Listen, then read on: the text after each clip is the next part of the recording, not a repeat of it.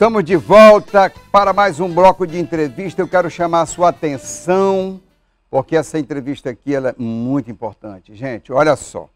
Eu vou conversar, o nosso entrevistado atendeu gentilmente nosso convite, é o padre Anderson Marçal, ele que é de Minas Gerais, mas já está há mais de 15 anos aqui no Acre, está nos 17 anos daí para frente, aqui no Acre. E o assunto que a gente vai tratar hoje é Campanha da Fraternidade 2024. Você sabe que todo ano a Igreja Católica lança a Campanha da Fraternidade.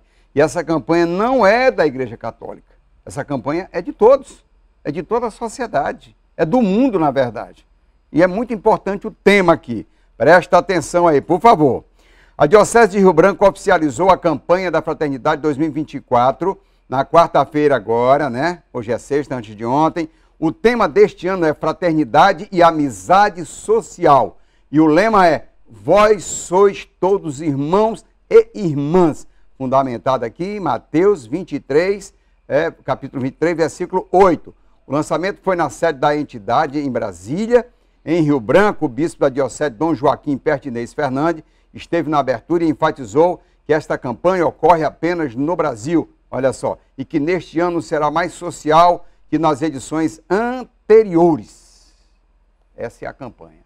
Boa tarde, padre, bem-vindo. Obrigado, Asteri. Também boa tarde a todos os seus telespectadores. Agradeço já a oportunidade de vir falar desse tema da campanha, especialmente para todos vocês que nos acompanham nessa tarde.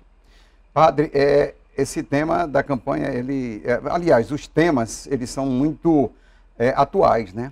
Muito atuais. Sim, a campanha da fraternidade, ela tem essa preocupação, né? Já é a campanha desse ano, ela é comemorativa, nós estamos celebrando 60 anos da campanha da fraternidade. E desde que nasceu, em 64, a campanha sempre teve um enfoque social. Ela sempre olhou, a Conferência Nacional dos Bispos do Brasil sempre olhou para a realidade social da Igreja, do Brasil como nação, e aquilo que é mais sensível para a nossa gente, nosso povo, torna-se um tema da campanha da fraternidade, porque entra na dinâmica espiritual da Quaresma, que nos ajuda a viver esse tempo, que é um tempo forte na Igreja, de conversão, né? E se ajunta a esse tema social, aquele propósito do jejum, da oração e da caridade que é próprio da Quaresma. Né? É interessante que o senhor falou que vai, quer dizer, 60 anos de campanha da fraternidade, né? Sim. No Brasil, a CNBB que lançou, é isso, né? Isso. Então, dá para você fazer assim, uma análise, inclusive histórica, né? Dos períodos da história do Brasil através da campanha da fraternidade, né? Exatamente. Você pode ler a história através das campanhas de fraternidade. Então, dos momentos em que o país vivia. Eu, por exemplo, me lembro agora claramente, 1988, que era a celebração do centenário da abolição da escravatura. Sim. O tema da campanha da fraternidade trazia a questão da negritude, dos preconceitos, das barreiras que existiam lá em 88. Mas se nós tomarmos esse tema de 88, né, escuta o clamor do teu povo, sim, hoje esse tema continua tão atual. Muito atual, né? Nós muito encontramos atual. Ainda grandes desafios com relação à cultura dos afro-brasileiros, né? Essa gente que vive aqui nesse campo da vida lutando para sobreviver. Inclusive o país, a pauta política é essa, né? E é preciso avançar. É interessante, o senhor falou de 88, eu me lembro, não me lembro dos temas agora, mas me lembro de temas da campanha antes de 88, 82, 83, quando havia grandes movimentos, 85, diretas já, as campanhas da fraternidade, elas sempre vinham trazendo, né, assim, esse lado social, sempre em defesa mesmo do desvalido, do oprimido, né, do angustiado, não só em questões materiais. Do empobrecido, né? Mas também... Mas são questões, por exemplo... Espirituais também, né? Espirituais. Por exemplo, me lembro que nós já trabalhamos a questão da saúde, sim, a questão da economia. Exatamente. Nós já trabalhamos a educação, ano retrasado, ano passado falamos da fome. Né? Então, os temas são realmente muito impactantes na nossa sociedade. O senhor acha que é possível a sociedade atender a esse chamamento? Porque é um chamamento, né? É desejo. É como despertar, não é? Exatamente. Não é, como diz o nosso objetivo geral da campanha da fraternidade desse ano, o desejo dos bispos do Brasil é despertar na igreja, nós os católicos, mas também na sociedade brasileira, essa preocupação, esse interesse em trazer as pessoas à reflexão com relação à amizade.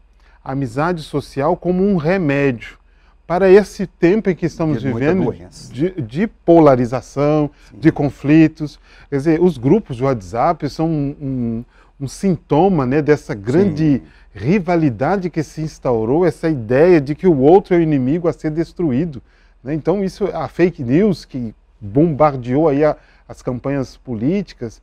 Aliás, esse tema da campanha da fraternidade desse ano, ele nasceu em 2020, né, quando ainda começava, 2022, quando começava a aquecer as questões políticas no Brasil. Sim. E, de fato, o tema, ele nos ajuda a compreender hoje, chama e lança luzes sobre a situação dos conflitos que existem, tanto nos grupos, na sociedade, nas igrejas, nas universidades, em todas as esferas da nossa sociedade, existe uma questão conflitiva de ideias, dialéticas, e então tudo isso...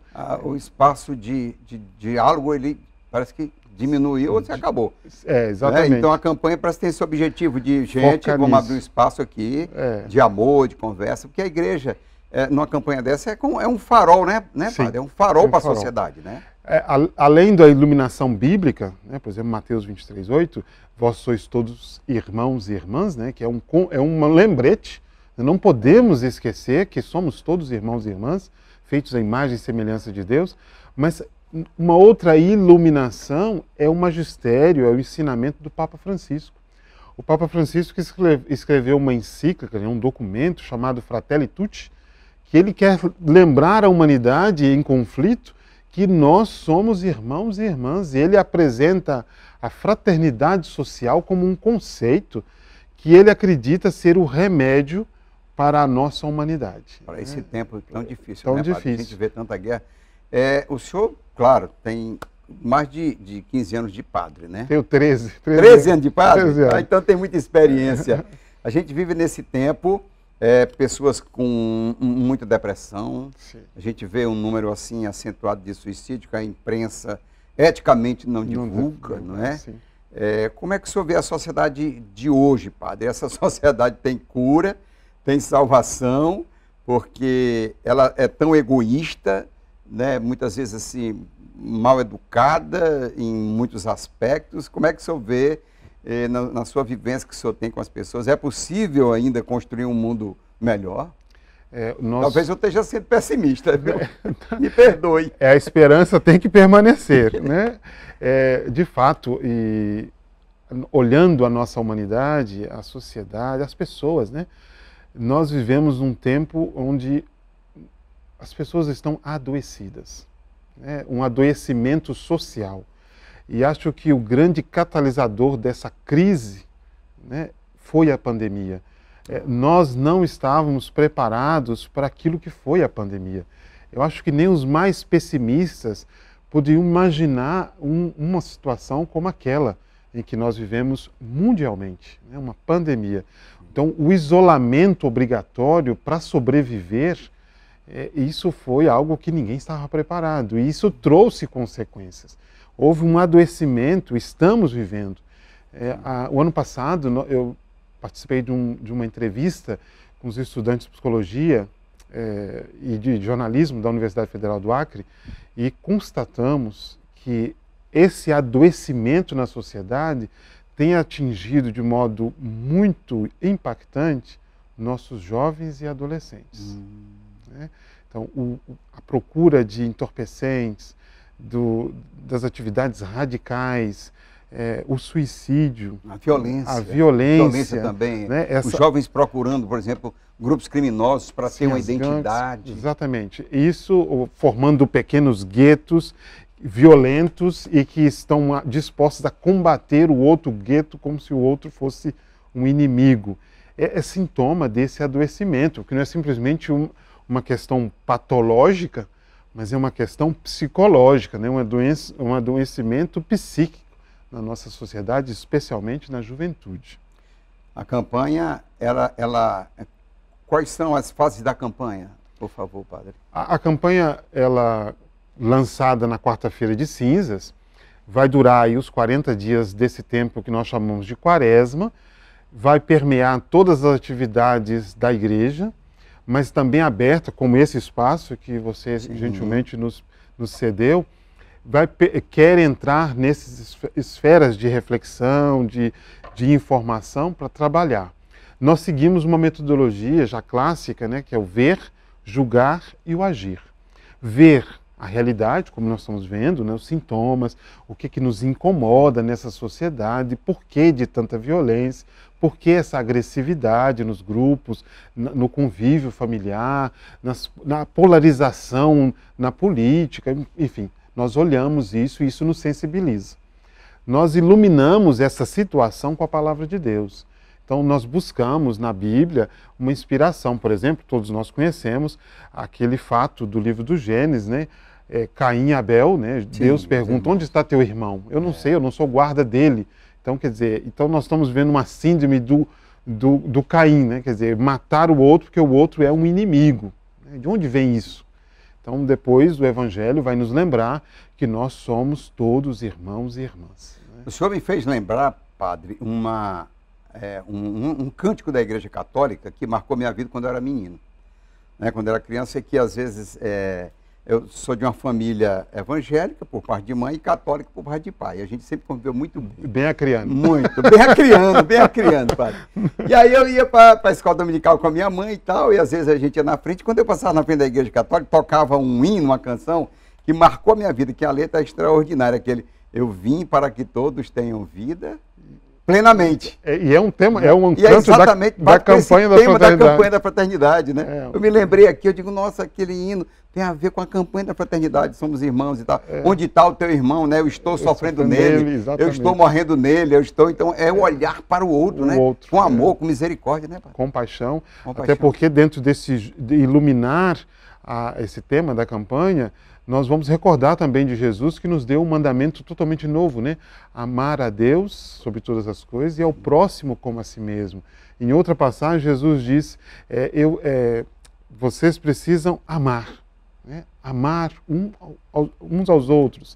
Esse gesto, né, de Jesus, essas atitudes de Jesus, a preocupação de Jesus, o olhar de Jesus nos ilumina e nos recorda que somos irmãos e irmãs. É incrível como a gente vê, padre, que a solução, a gente vê os conflitos acontecendo familiares, ou na política, ou até nas guerras, e sempre a solução que vem é pelo amor, né? Sim. Não tem, o homem vê que é a solução, mas ele parece que caminha na contramão de tudo isso, né? Exatamente, por isso, se me permite Fica à vontade. Olhar aqui o texto base. Fica à vontade. O texto base, ele cita a Fratelli Tutti, exatamente esse conceito de fraternidade e amizade social, que é do Papa Francisco. Ele diz que a fraternidade e essa amizade social é o amor que ultrapassa as barreiras geográficas, é o amor que acolhe a alteridade sem distinção, acolhe o outro sem distinção, recusa impor um pensamento único, estende-se a todos os seres vivos. Isso é uma marca do Papa Francisco, tudo, né? Que quer olhar e dizer para todo mundo que tudo está interligado, né? Nós vivemos esse ano uma das secas, né, no final do ano passado, Sim. uma das secas mais agressivas, né, nos últimos 100 anos. Sim. Quer dizer, tem alguma coisa acontecendo no mundo e precisamos nos atentar para isso.